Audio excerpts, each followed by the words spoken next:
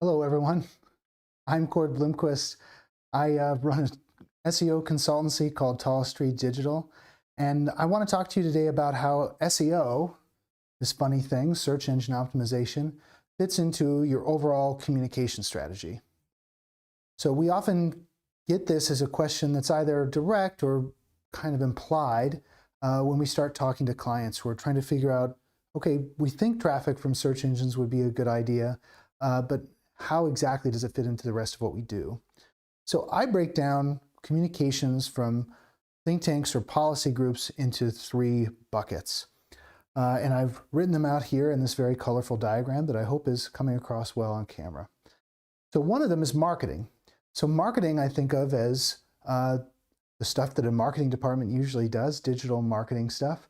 It's about audiences that you own. Sometimes it's audiences that you rent if you're paying for things like digital ads, or maybe you're even paying to rent an email list.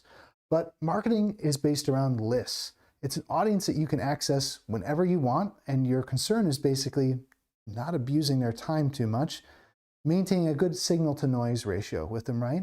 But you can push out to that audience and these lists that you own whenever you want to. You can send out a new email, you can post to social, you can post to YouTube, put out a new podcast episode. You don't have to ask anyone's permission to reach people. Now, the algorithms involved with any of these may not favor your content, but again, you don't have to ask permission to simply post there.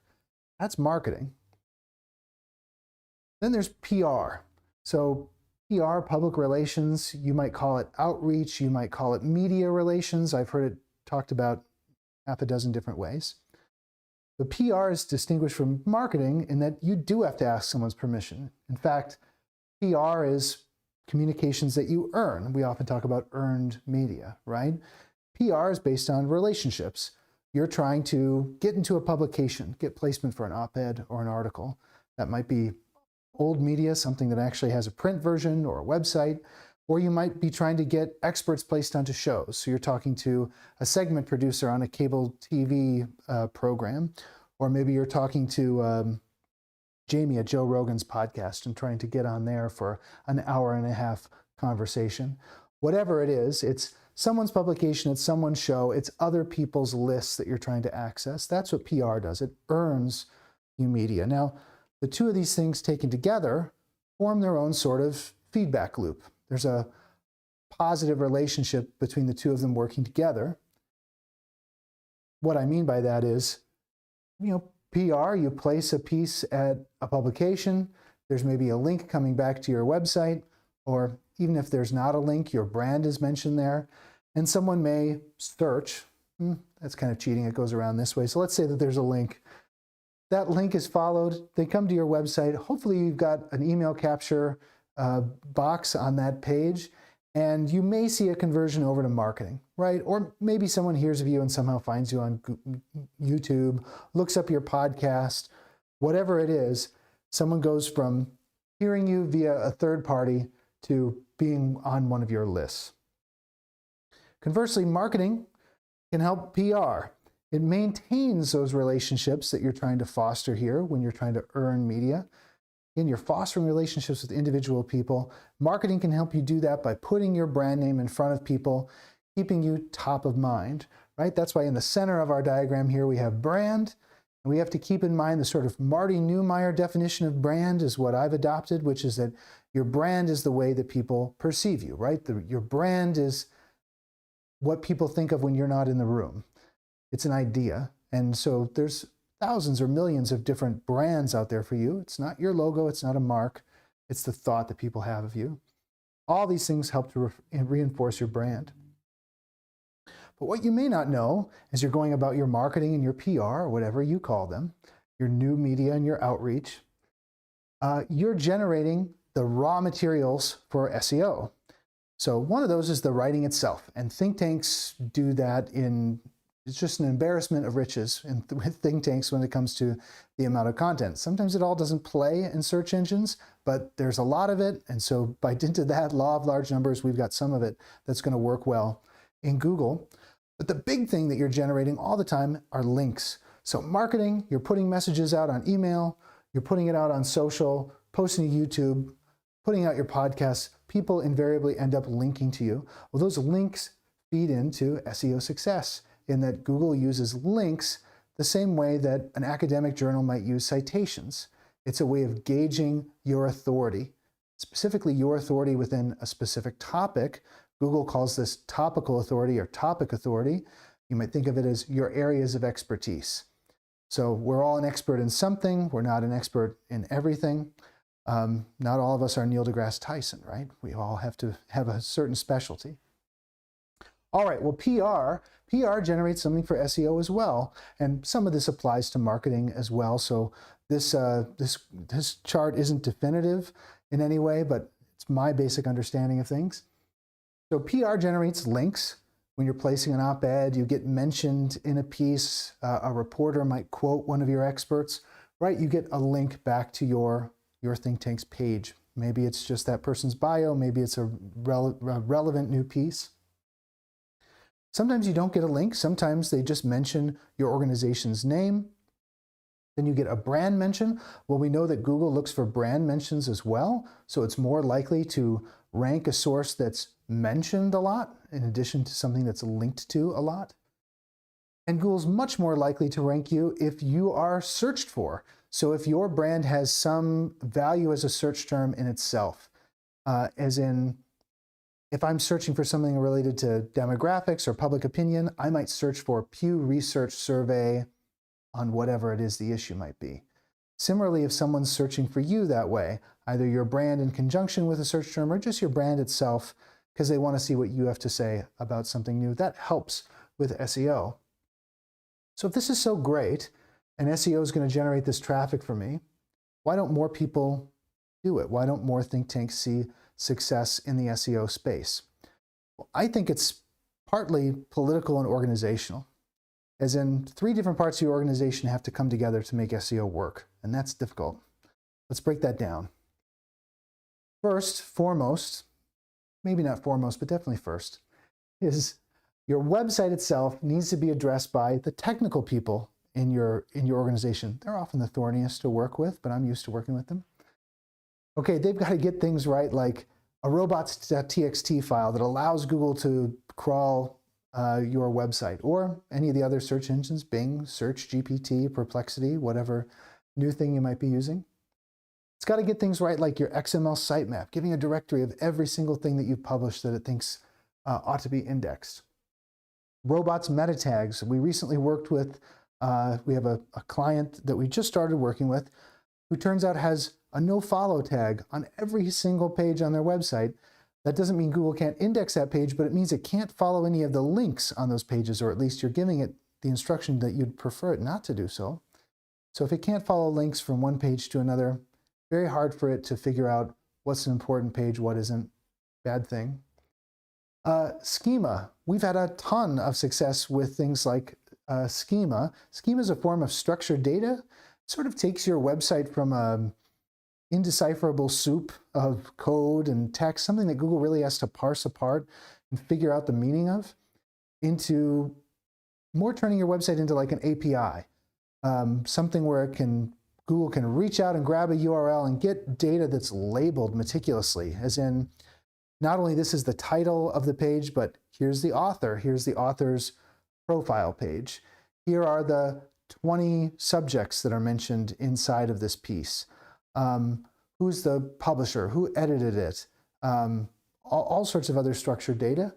When we add this to websites, it has a pretty powerful effect. Recently, we deployed structured data across a website of 18,000 pages. That website, with a few other changes, is now ranking in Google's top story boxes alongside the AP and the Washington Post, the Wall Street Journal. So they're thrilled, and schema is a big part of it. So the technical people got to get on board and execute all this stuff. But then we've also got to talk to editorial, or the publications department, or the communications department, or whoever owns the website. And sometimes when we start working with clients, we find that nobody really owns the website, or the website is this sort of weird commons that nobody actually owns and that everybody's really afraid to touch, and it becomes a sort of political hot button thing to change anything with the website. But what would we want to change for SEO? We'd want to change things like menus. We go to so many think tanks, so many public policy organizations. Their menus reflect internal priorities, but not really what people from the outside are interested in. So an example of that might be you have your project on this and your special project on that and your research center on this. And that starts confusing users and confusing search engines because you may also have categories that are very similar to those centers. Or we often see people saying publications, or there's some main menu like that with your briefs versus your in fulls versus your reports versus your studies. It's very format focused. What we really want menus to show is what's the breadth of topics that we cover and how far down can we drill into those topics to get into specifics. Because people aren't searching Google for report or study or long form or short form or one pager. They're searching Google for specific topics, specific issues. They want to know about capital gains tax, or they want to know about weapon shipments to Israel, or they want to know about regulatory reform at the Department of Commerce, or whatever it might be. They're not interested in formats, right? They're interested in categories. Now, we get really specific with this when it comes to tags. For tags, we label basically every proper noun that we can identify. So when we work with clients, we try to find things like government organizations, companies, Supreme Court decisions, specific laws, clauses like the Commerce Clause in the Constitution, whatever it might be, right? We find people, places, things, creative works, elements of law, so on and so on. Get really exhaustive with tagging because those things tend to line up one-to-one with what people search for. They tend to search for how is this court decision going to affect this policy? How is this politician thinking about this law? Things like that. And all of those things end up getting expressed as internal links as well. So we might do something like every time the Dobbs decision is mentioned on a website, we link to a page about the Dobbs decision. That internal linking is really powerful and can show Google this is the definitive page on our site about this issue. And yet really few think tanks actually do this. They don't treat their website like a library that has to be organized. They treat it as sort of a place to dump documents and then link to them when they promote them on these platforms, right? So that's a problem. Another thing that stands in our way is just the total lack of market research. Sometimes there's a little bit of awareness here, but we find that most think tanks don't know that tools exist. Like we can figure out the volume of searches performed every month on just about any term that there is.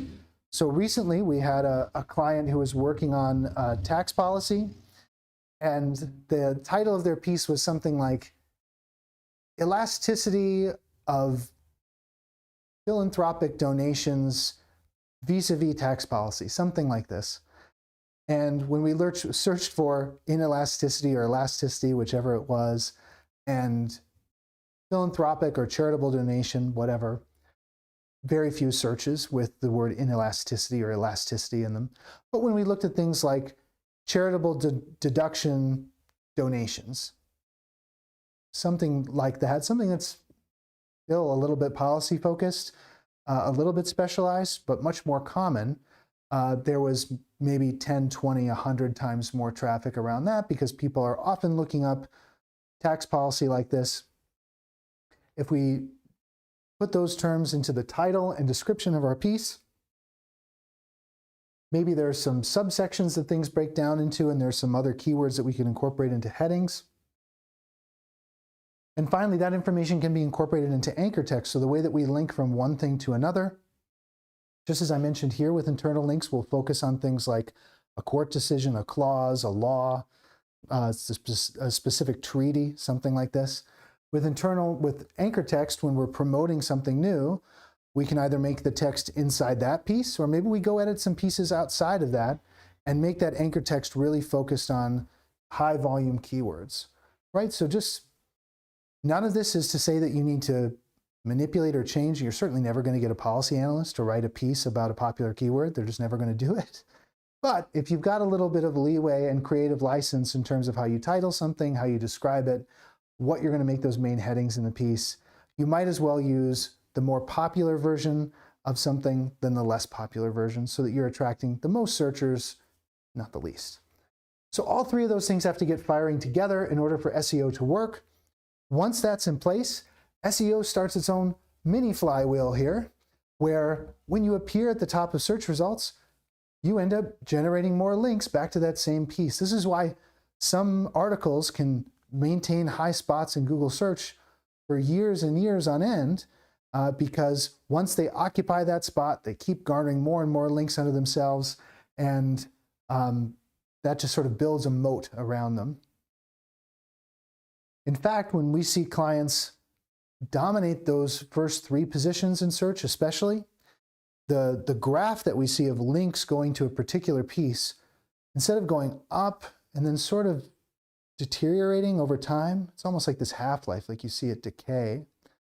Instead, you see something go up, and of course it tapers off after that initial PR push, but it still grows. And sometimes you see these little boomlets of things going up and up in these charts because the topic comes up again.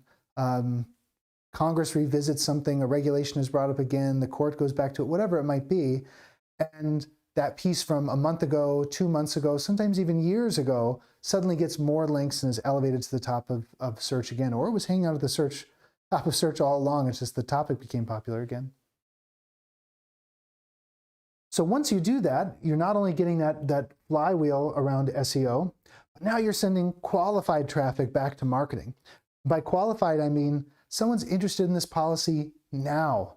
They're searching for it actively. They want to know about it right now. They're much more likely to spend the time signing up for your newsletter if this is something that they cover regularly than they would if they just kind of happen upon your piece because it's mentioned via a PR push. You know, they're reading the news of the day, they see your piece, probably not going to invest a lot of time into this, and this is reflected in the conversion rates.